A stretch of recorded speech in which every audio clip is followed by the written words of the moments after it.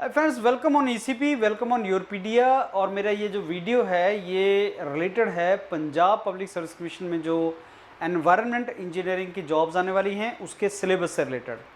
आज का टॉपिक हमारा है पॉल्यूशन, एनवायरनमेंटल पॉल्यूशन में एयर पॉल्यूशन। आप जानते हैं एनवायरनमेंटल पॉल्यूशन के अलग अलग टॉपिक्स हैं। एनवायरनमेंटल पॉल्यूशन में एयर पॉल्यूशन, आपका सॉइल पॉल्यूशन, वाटर पॉल्यूशन, ये सारी चीज़ आती है। तो एयर पोल्यूशन एक इम्पॉर्टेंट टॉपिक है जिसमें से green house gases, global warming, particulate matters, primary secondary air pollutions, pollutants, ऐसे कुछ टॉपिक्स वो पूछता है। कुछ इन्फॉर्मेशन, डाटा ओरिएंटेड इन्फॉर्मेशन होती हैं जो एग्जाम्स में डायरेक्टली एमसीक्यू टाइप क्वेश्चंस आते हैं। आज के लेक्चर में हम कुछ टॉपिक्स डिस्कस करेंगे एयर पोल्यूशंस के।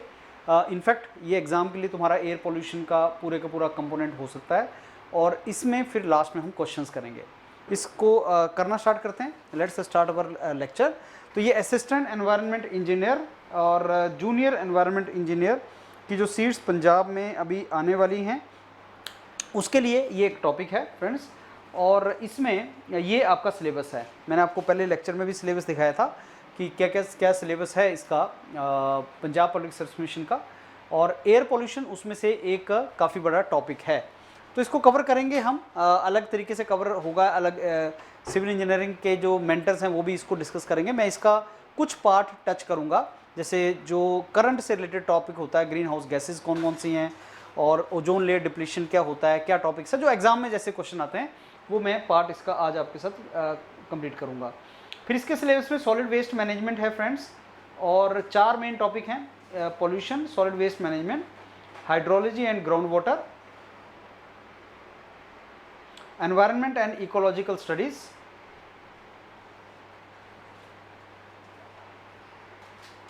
और फिर पार्ट बी है जिसमें आपका current, general knowledge, current affair, logical reasoning, mental ability, quantitative aptitude है। ये आपका सारे का सारा assistant environment engineer, junior environment engineer का सिलेबस। और आप जानते हैं यूरोपीडिया सबसे बड़ा प्लेटफॉर्म है इंडिया का, इनफैक्ट एक्सक्लूसिव प्लेटफॉर्म है जिसके ऊपर एनवायरनमेंट से रिलेटेड कोई भी एग्जाम, चाहे central pollution control board, state pollution control board, या आपका जो पब्लिक सेक्टर है एनटीपीसी वगैरह, उससे रिलेटेड कोई एग्ज़ाम, जो भी एग्ज़ाम आता है वो यूरोपीडिया के ऊपर आप उसका सारे का सारा सिलेबस आपको मिलता है।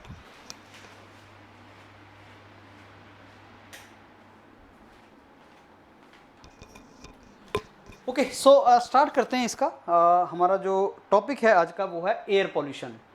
देखो, एयर पॉल्यूशन का डेफिनेशन क्या है। वैसे तो आपको सब्जेक्टिव पेपर नहीं है पंजाब का, हरियाणा और हिमाचल प्रदेश का सब्जेक्टिव भी था। पंजाब में आप का मेरे को लगता है एमसीक्यू क्वेश्चन आएंगे, लेकिन एयर पॉल्यूशन बोलते किसको हैं? एयर की क्वालिटी डिग्रेड होने को एयर पॉल्यूशन बोलते हैं, और वो क्वालिटी फिजिकल भी हो सकती है, केमिकल भी हो सकती है, बायोलॉजिकल भी हो सकती है, और एयर के अंदर ऐसी हार्मफुल गैसेस भी एंटर कर सकती हैं। जब इंडस्ट्री का स्मोक एंटर कर गया तो एयर की क्वालिटी के गिरने को एयर पोल्यूशन बोलते हैं, जो आप जानते हैं। और एक एयर पोल्यूशन का और जो इम्पैक्ट है कि अगर एयर के अंदर, जैसे हम जानते हैं ऑक्सीजन नाइट्रोजन का एक बैलेंस बना हुआ है, एयर के अंदर अगर किसी पर्टिकुलर गैस का अमाउंट बढ़ जाए, जैसे कार्बन डाइऑक्साइड का बढ़ जाए, कार्बन मोनोऑक्साइड का बढ़ जाए, मीथेन का बढ़ जाए, सो जब वो अमाउंट बढ़ जाएगा तो वो गैसेज एयर के अंदर अगर उसका अमाउंट बढ़ गया तो गैसेज जो हैं वो सोलर एनर्जी को ट्रैप करना स्टार्ट कर देती हैं और अर्थ के एटमॉस्फेयर में गर्मी या टेम्परेचर बढ़ना स्टार्ट होता है, जिसको ग्लोबल वार्मिंग बोलते हैं, और क्लाइमेट चेंज उससे रिलेटेड है। तो एयर पोल्यूशन का मतलब ये भी होता है कि कंटेमिनेशन उसके अंदर चला जाए या वो green house global warming produce करना स्टार्ट कर दे। अब कितनी तरह के एयर पोल्यूटेंट होते हैं? तो एयर पोल्यूटेंट्स को 2 कैटेगरीज में बांट सकते हैं। 2 मेन ब्रॉड कैटेगरीज हैं एयर पोल्यूटेंट्स की, एक प्राइमरी पोल्यूटेंट और एक सेकेंडरी पोल्यूटेंट। अब इसको ध्यान से समझना, प्राइमरी और सेकेंडरी पोल्यूटेंट है क्या। प्राइमरी पोल्यूटेंट मतलब जो सोर्स से डायरेक्टली निकला हो, जो सोर्स से डायरेक्टली गैस की फॉर्म में निकला है, उसको प्राइमरी पोल्यूटेंट बोलते हैं। जैसे सल्फर डाइऑक्साइड फैक्ट्री से निकला, वो डायरेक्टली सल्फर डाइऑक्साइड जो है वो पोल्यूशन ही है।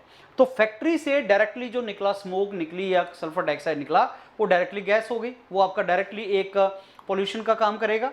और इसको आप आराम से, इसको आप इजीली, प्राइमरी पोल्यूटेंट को इजीली कंट्रोल कर सकते हो। कैसे कंट्रोल कर सकते हो? क्योंकि आपने उस सोर्स का आपको पता होता है जहां से ये निकलता है। मैंने बताया कि फैक्ट्री से सल्फर डाइऑक्साइड निकली और डायरेक्टली अगर सोर्स से निकल रहा है और हम उसको इनहेल कर रहे हैं, वो पॉल्यूशन का काम कर रहा है, तो आप फैक्ट्री से उसको निकलने से रोक दो, तो उसको कंट्रोल किया जा सकता है। सेकेंडरी क्या होते हैं पॉल्यूटेंट्स? सेकेंडरी पॉल्यूटेंट्स प्राइमरी से मिलके बने होते हैं। दो प्राइमरी या प्राइमरी पॉल्यूटेंट किसी केमिकल रिएक्शन के बाद सेकेंडरी बन जाता है, यही तो मतलब है प्राइमरी और सेकेंडरी का। प्राइमरी मतलब पहला और सेकेंडरी मतलब दूसरा, तो प्राइमरी अगर केमिकल रिएक्शन करेगा तो सेकेंडरी बन जाएगा। तो सेकेंडरी पॉल्यूशन बेसिकली वो होता है। और जैसे आपने कुछ फ्रेंड्स नाम सुने हुए हैं, जैसे स्मोग है, फॉग है। अब ये स्मोक, स्मॉग, फॉग ये कैसे बनती है? स्मोक जो धुआं निकला और फॉग को अगर मैं मिला दूं, केमिकल रिएक्शन होगा, स्मॉग बन जाएगा। ऑक्सीजन एंड ओ एटम अगर मिलेगा तो आपका ओजोन बन जाएगा। ओजोन भी एयर पोल्यूशन का काम करता है ऑब्वियसली। अगर ओजोन का अमाउंट अर्थ के सरफेस के ऊपर ओजोन का अमाउंट अगर बढ़ जाए, अगर तो स्ट्रेटोस्फीयर में है, अभी डिस्कस करूंगा इसका मतलब क्या है। अगर तो स्ट्रेटोस्फीयर में है तब तो ये अच्छी ओजोन है, लेकिन अगर ट्रोपोस्फीयर में है तो गंदी ओजोन है। तो ओजोन अच्छी भी होती है, गंदी भी होती है। There is a good ozone, there is a bad ozone. Good ozone, if it is in the stratosphere, it protects us from ultraviolet radiation of sun. And if ultraviolet radiation will come on earth and it will hit our body, we may have skin cancer. But the ozone which is available on the troposphere, that is on the surface of earth, that is a bad ozone. It will lead to the global warming. So primary means directly coming from the source, secondary means mix of the primary, like smog is formed from smoke plus fog. Now smog is the secondary pollutant, right?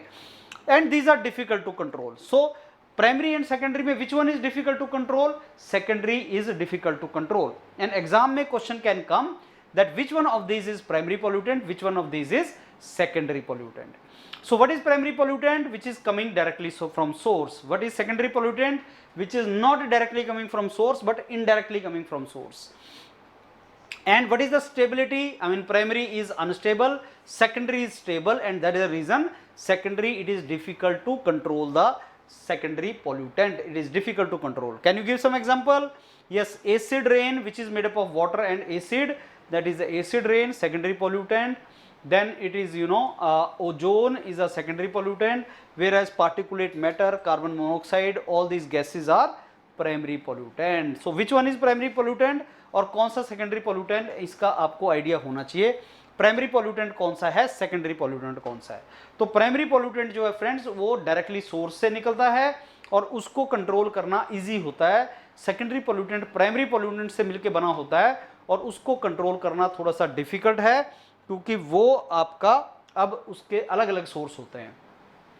अब देखो ये आपकी कुछ green house gases हैं, हमने green house gases की बात की.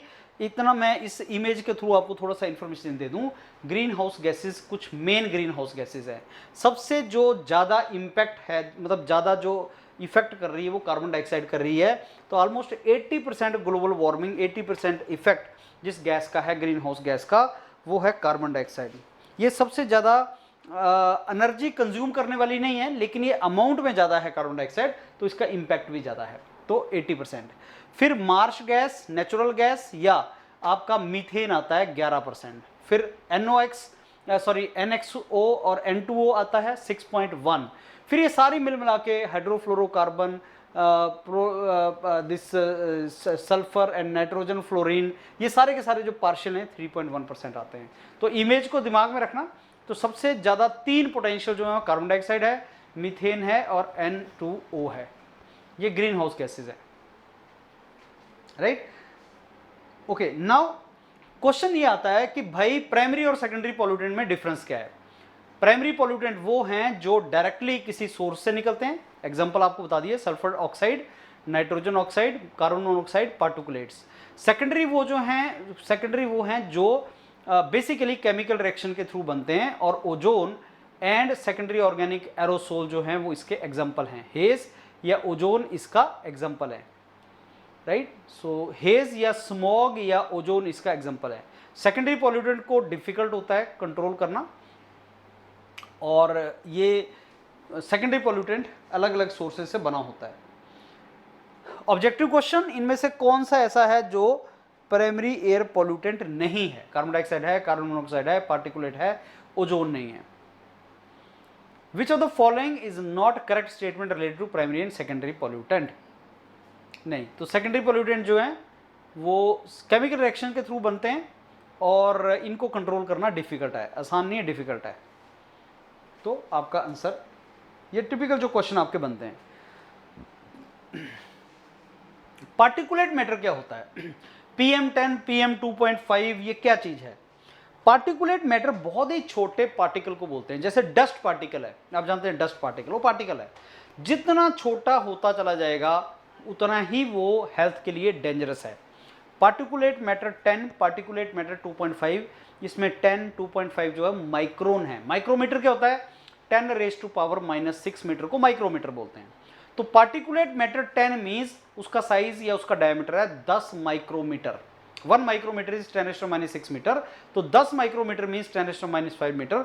तो PM10 मीन्स बहुत ही छोटे साइज का, और अगर वो इनहेल हम कर लें, लंग्स में चला जाए, तो एडवर्स हेल्थ इफेक्ट प्रोड्यूस करता है। उसी तरीके से 2.5 माइक्रोन मतलब उसका साइज बहुत ही छोटा है। तो ये फाइन पार्टिकुलेट मैटर होता है जिसका साइज 2.5 माइक्रोन से कम है। कहां कहां पे ये मिलते हैं, किस जगह से निकलते हैं? तो जो फाइन है, अब PM10 को कोर्स बोल देते हैं, थोड़े बड़े साइज का है, और PM2.5 को फाइन बोल देते हैं, फाइन ज्यादा डेंजरस है। दूसरा क्वेश्चन ये आता है कि इसमें 2.5 और 10 का मतलब क्या है, वो तो मैंने आपको बता दिया। दूसरा क्वेश्चन ये आता है कि ये निकलते कहां से हैं? तो ये जो फाइन पार्टिकल है 2.5 वाला, ये आपका व्हीकल पॉल्यूशन जो होता है, जो धुआं निकलता है गाड़ियों से, उसमें 2.5 होता है। Would burning, power plant, industrial process, उनमें से 2.5 निकलता है, और ये आपका डेंजरस होता है। पार्टिकुलेट मैटर 10 को हमने कोर्स बोल दिया और 2.5 को हमने फाइन बोल दिया। ये उसका कुछ एग्जाम्पल के कहाँ से कोर्स निकलता है, कहाँ से हमारा जो है वो फाइन निकलता है। तो आपने कई बार देखा होगा कंस्ट्रक्शन साइट के ऊपर, जहाँ पे आप ग्राइंडिंग वगैरह कर रहे हैं, रेता है, वो है निकल रहा है, ग्राइंड करके उसमें से फाइन करते हैं, क्रशिंग करते हैं, तो जो डस्ट पार्टिकल है वो पार्टिकुलेट मैटर 10 की कैटेगरी में आता है, डस्ट पार्टिकल। लेकिन जो धुआं है, स्मोक है, वो पार्टिकुलर मैटर 2.5 की कैटेगरी में आता है। तो मोटर व्हीकल या पावर प्लांट, इसकी जो कंबस्शन से निकलता है, ये आपका 2.5 मैटर होता है, और कोर्स मैटर 10 को हम बोलते हैं, that is course matter. Particulate matter, particle pollution, basically particulate matter means ऐसा मैटर जो पोल्यूशन क्रिएट करता है। Particle pollution, pollution due two particles.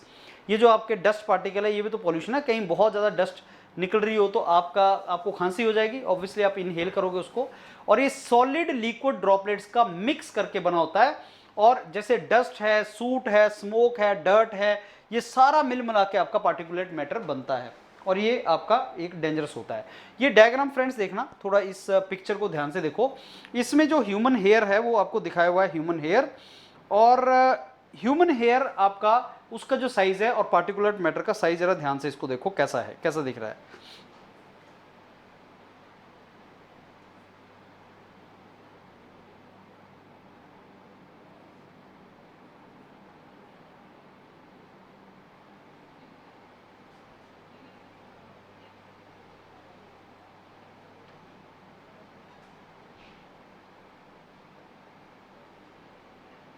Okay, तो देखो ये जो ह्यूमन हेयर है, इसका साइज, इसका जो डायमीटर है वो है 50 से 70 micron metre.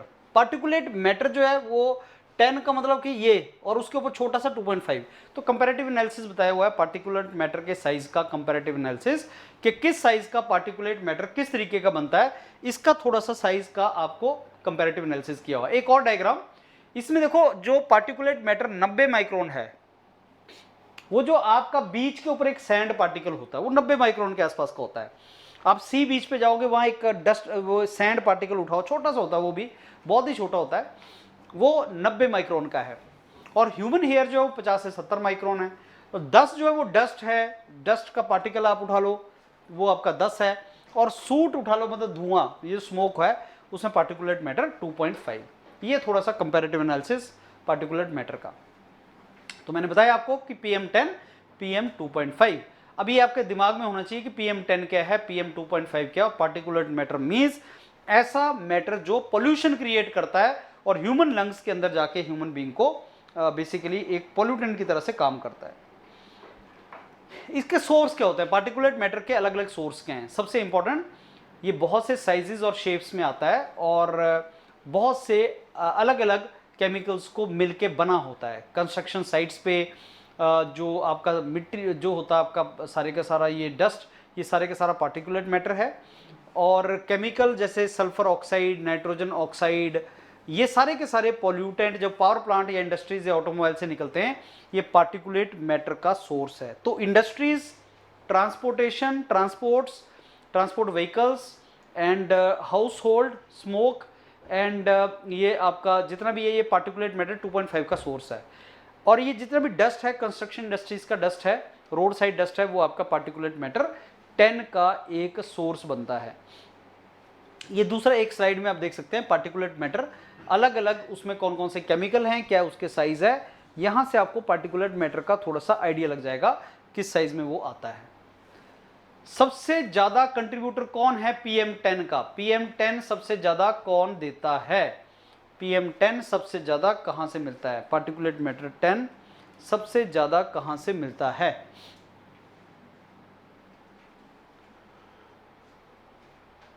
Okay, so again friends, इसका जो आंसर है वो आपका ट्रांसपोर्ट है। वाई? बिकॉज ट्रांसपोर्टेशन व्हीकल से सबसे ज्यादा ये निकलेगा।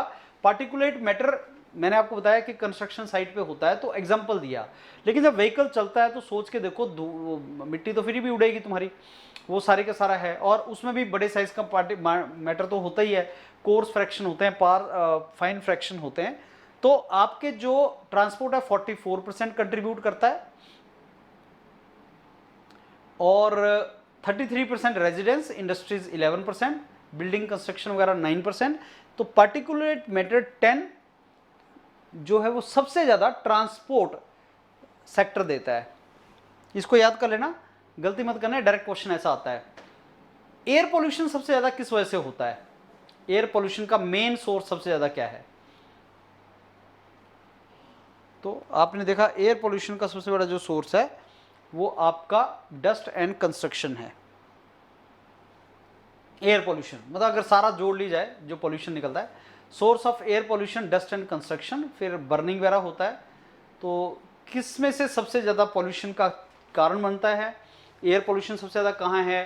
ट्रांसपोर्टेशन मतलब पार्टिकुलेट मैटर 10 का सबसे बड़ा सोर्स कौन सा है? ये क्वेश्चन आपके डायरेक्टली बनते हैं। अब कारण क्या है एयर पोल्यूशन के? एयर पोल्यूशन के रीजंस क्या हैं, कारण क्या हैं? तो burning of the fossil fuel सबसे बड़ा कारण है एयर पोल्यूशन का, जिसमें सल्फर डाइऑक्साइड, कार्बन मोनोऑक्साइड वगैरह निकलता है। ऑटोमोबाइल में ग्रीन हाउस गैसेस, बाकी गैसेस निकलती हैं। तो फॉसिल फ्यूल का जलना और उसके अलग अलग पर्पस हैं, किस लिए आप यूज़ करते हैं फॉसिल फ्यूल को।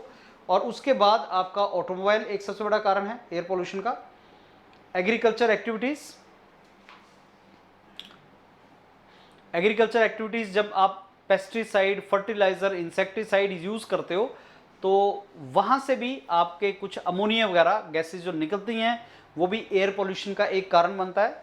फैक्ट्रीज एंड इंडस्ट्रीज जो carbon dioxide, carbon monoxide, organic hydrocarbon chemicals, ये भी उसका कारण बनती हैं। Factories and industries air pollution का एक कारण है बहुत बड़ा। Mining activities, open cast, underground minings, earth के नीचे भी एक्सट्रैक्ट करती हैं लार्ज पीस ऑफ इक्विपमेंट, तो ये भी आपका बहुत बड़ा कारण है डस्ट का और केमिकल्स का। डोमेस्टिक सोर्स, डोमेस्टिक जो आपका वेस्ट है वो भी एयर पोल्यूशन का कारण है। इफेक्ट क्या होता है? Obviously we know air pollution अगर होगा सो उससे diseases, respiratory disorder, heart disease, lung cancer, pneumonia और अस्थमा बच्चों में जो होता है। आपने देखा होगा NCR में ये बहुत बार न्यूज़ आती है कि स्टबल बर्निंग जो होती है पंजाब में, जो एग्रीकल्चर एक बर्निंग है और फील्ड बर्निंग, उससे जो धुआं निकलता है, उससे पोल्यूशन निकलता है एयर पोल्यूशन, उससे दिल्ली NCR रीजन में विंटर के टाइम पे स्पेशली बच्चों को अस्थमा वगैरह की बहुत सी प्रॉब्लम्स होती हैं। तो वो एक बहुत बड़ा रीज़न है डिजीज़ का। Global warming, green house gases जो निकलती हैं, इम्बैलेंस होता है और अर्थ का टेम्परेचर बढ़ता है। ग्लोबल वार्मिंग के ऊपर हमने बहुत ज़्यादा डिटेल में क्लाइमेट चेंज, ग्लोबल वार्मिंग के बारे में हमने बहुत सा डिस्कस किया, बहुत से लेक्चर्स हैं। तो ग्लोबल वार्मिंग भी एक एयर पोल्यूशन का बहुत बड़ा इम्पैक्ट है। एसिड रेन, मैंने आपको एसिड रेन के बारे में पहले भी बताया था कि नाइट्रोजन ऑक्साइड और सल्फर ऑक्साइड जब पानी के साथ मिलते हैं तो ये आपके दो एसिड, नाइट्रिक एसिड और सल्फ्यूरिक एसिड प्रोड्यूस करते हैं और वो एक एसिड रेन की तरह से काम करता है। ओजोन लेयर डिप्लीशन, मैंने आपको बताया कि ओजोन जो है वो स्ट्रेटोस्फीयर में होती है। दो तरह की ओजोन होती है, good ozone, bad ozone. Good ozone is in stratosphere, जो 10 किलोमीटर के बियॉन्ड है और हमें अल्ट्रावायलेट रेडिएशन से प्रोटेक्ट करता है। और बैड ओजोन जो है वो स्ट्रोपोस्फीयर में होती है, 0 से 10 किलोमीटर के बीच में, और वो ग्लोबल वार्मिंग प्रोड्यूस करती है। तो ओजोन लेयर को बेसिकली डिप्लीशन करता है क्लोरोफ्लोरोकार्बन, क्लोरीन और ब्रोमीन जो है वो डिप्लीट कर देता है, that is something which is not good. और ये जो क्लोरोफ्लोरोकार्बन या हेलोन है, हाइड्रोफ्लोरोकार्बन का एटमॉस्फेयर में रिलीज करने से ओजोन डिप्लीट होती है। ऑब्वियसली ये एयर पोल्यूशन का एनिमल्स के ऊपर भी इंपैक्ट पड़ता है, that is also one of the reasons. अब ये ध्यान से अगर आप पढ़ोगे तो स्ट्रेटोस्फीयर के अंदर अल्ट्रावायलेट रेडिएशन सन की जो होती हैं उनसे हमें गुड ओजोन बचाती है और रेडिएशन को सरफेस ऑफ अर्थ पे नहीं आने देती। अगर ये सरफेस पे अर्थ पे आएंगी तो ह्यूमन बीइंग का जो बॉडी है उसमें स्किन कैंसर प्रोड्यूस कर सकती हैं। ओजोन जो ट्रोपोस्फीयर में होती है वो ट्रबल नहीं करती, लेकिन जो स्ट्रेटोस्फीयर में ओजोन जो स्ट्रेटोस्फीयर में वो प्रॉब्लम नहीं करती, लेकिन ट्रोपोस्फीयर की जो ओजोन है वो हमें ग्लोबल वार्मिंग प्रोड्यूस करती है, दैट इज नॉट गुड। अच्छी बात यह है कि जो ओजोन ट्रोपोस्फीयर में है, मैंने आपको बताया ट्रोपोस्फीयर 0 से 10 किलोमीटर के बीच में होता है, अभी डायग्राम दिखाऊंगा, वो काफ़ी कम अमाउंट में होती है, इसलिए उसको जो लेकिन वो ग्लोबल वार्मिंग प्रोड्यूस करती है उसको बैड ओजोन बोलते हैं। ये देखो ध्यान से, जो एरोप्लेन बना हुआ है friends, aeroplane maximum height 10 kilometre तक फ्लाई करता है, तो ट्रोपोस्फीयर का जो रेंज है वो 0 से 10 किलोमीटर तक है। 10 किलोमीटर तक एरोप्लेन फ्लाई करता है, उसके ऊपर स्ट्रेटोस्फीयर आ जाता है, 10 से 50 किलोमीटर होता है, और स्ट्रेटोस्फीयर में आप समझो ओजोन लेयर होती है, this is the ozone layer in stratosphere. तो ट्रोपोस्फीयर, स्ट्रेटोस्फीयर, मेसोस्फीयर, आयनोस्फीयर, ये हमने कुछ स्फीयर्स किया था, अर्थ के एटमॉस्फेयर से ऊपर अलग अलग कैसे कैसे आपकी रेंजेस हैं, लेयर्स हैं, वो हमने डिस्कस किया था। एसिड रेन मैंने आपको पहले भी बताया था कि जो H2SO4 और HNO3 है उसको एसिड रेन बोलते हैं, और ये जो वाटर वेपर जाते हैं ये इंडस्ट्री से निकलने वाला या ट्रांसपोर्ट व्हीकल से निकलने वाला जो NO2 है, SO2 है, उसके साथ मिलके H2O जो है वो आपके एसिड्स प्रोड्यूस करता है। अब कैसे इसको कंट्रोल करें, एयर पोल्यूशन को कंट्रोल कैसे करें, तो व्हीकल्स पे कंट्रोल करना पड़ेगा, पब्लिक ट्रांसपोर्ट को यूज़ करना पड़ेगा, हमें इलेक्ट्रिक व्हीकल्स यूज़ करना पड़ेगा, हमें फॉसिल फ्यूल को कम यूज़ करना है, और हम ऐसे जो पोल्यूशन प्राइमरी पोल्यूटेंट्स हैं, प्राइमरी सोर्स हैं पोल्यूशन के, उनको हमें कंट्रोल करना पड़ेगा। तो अगर हम ये कर पाए तो हम एयर पोल्यूशन को कंट्रोल कर सकते हैं, that is very very important. तो एयर पोल्यूशन को कंट्रोल करने का एक तरीका ये है, पब्लिक मोड ऑफ ट्रांसपोर्टेशन को यूज़ करें और एनर्जी कंजर्वेशन पे ध्यान दें, इलेक्ट्रिक अप्लायंसेस को स्ट्रांग बनाएं।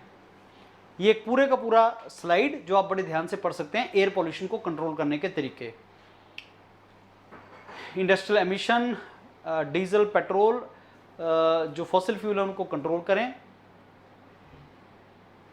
जो अपने डिवाइसेस हैं, इक्विपमेंट्स हैं, उनको इफेक्टिवली यूज़ करें, ट्री प्लांटेशन करें, क्योंकि जो फोटोसिंथेसिस प्रोसेस है, फोटोकेमिकल रिएक्शन जो है उसके थ्रू क्लोरोफिल जो है, green part pigment of plant, chlorophyll जो है कार्बन डाइऑक्साइड को कंज्यूम करके शुगर बनाती है और साथ में ऑक्सीजन आपको सप्लाई करती है। मेजर कॉज क्या हैं एयर पोल्यूशन के, ये हमने पहले डिस्कस किया।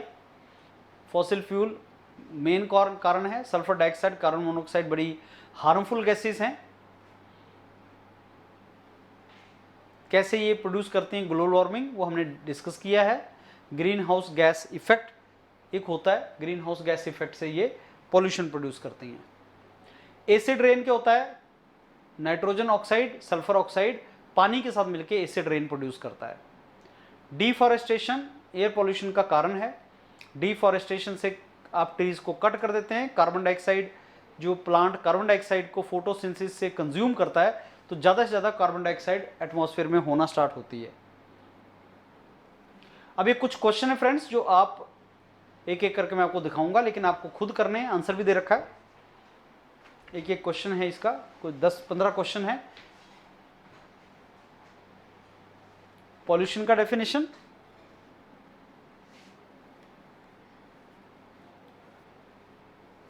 सिंपल पॉल्यूटेंट बोलते हैं उनको। एनवायरनमेंट प्रोटेक्शन एक्ट 1986 बहुत ही ज़्यादा इंपॉर्टेंट है। एनवायरनमेंट प्रोटेक्शन एक्ट 1986, इसके बारे में डिटेल में हमने पढ़ा है।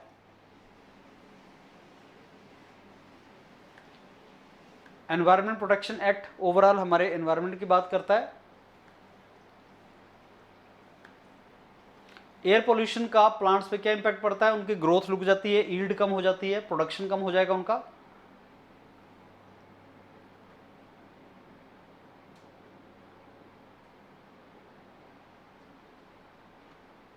हार्मफुल इफेक्ट पोल्यूशन के किस चीज पे डिपेंड करते हैं, कितना कंसंट्रेटेड है और कितनी देर तक एक्सपोजर इस पे मिलेगा।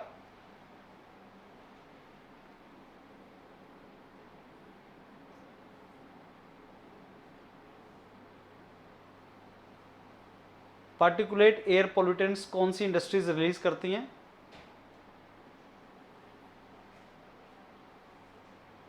इलेक्ट्रोस्टैटिक प्रेसिपिटेटर बहुत इंपॉर्टेंट है फ्रेंड्स, जो पार्टिकुलेट मैटर्स को सेग्रीगेट करने में यूज करते हैं।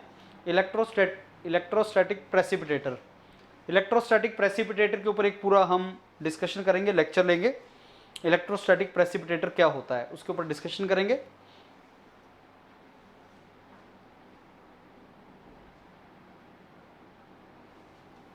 मैंने आपको बताया इलेक्ट्रोस्टैटिक प्रेसिपिटेटर को हम डिस्कस करेंगे डिटेल में।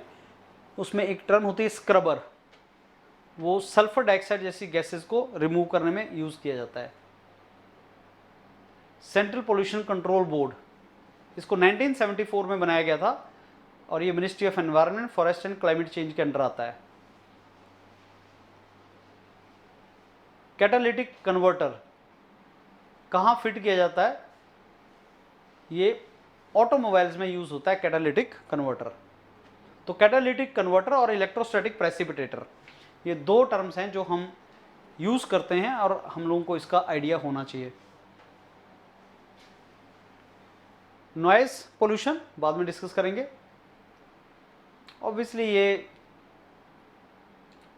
जो ह्यूमन है ईयर, वो 150 डेसिबल नहीं ले सकता, बहुत ज़्यादा नॉइज है ये।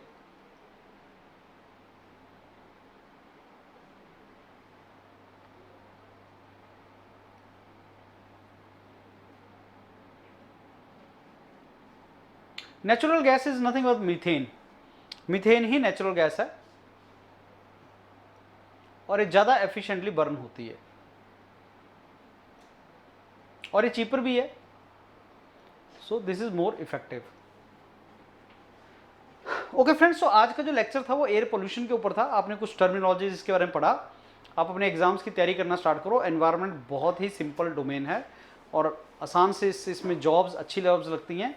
Assistant engineer, junior engineer environment में बहुत इजीली आप एंटर कर सकते हैं। कंपटीशन इसमें कम है। यूरोपीडिया का पूरा डोमेन है इसके अंदर। पूरी तरह से इसमें आपके वीडियोस, लेक्चर्स रिकॉर्ड किए गए हैं, कंटेंट पूरा है आपके पास आपके लिए। इसको प्रिपरेशन करना स्टार्ट करो सो दैट आपका कोई भी एग्जाम है आप इसको निकाल सको। Thank you.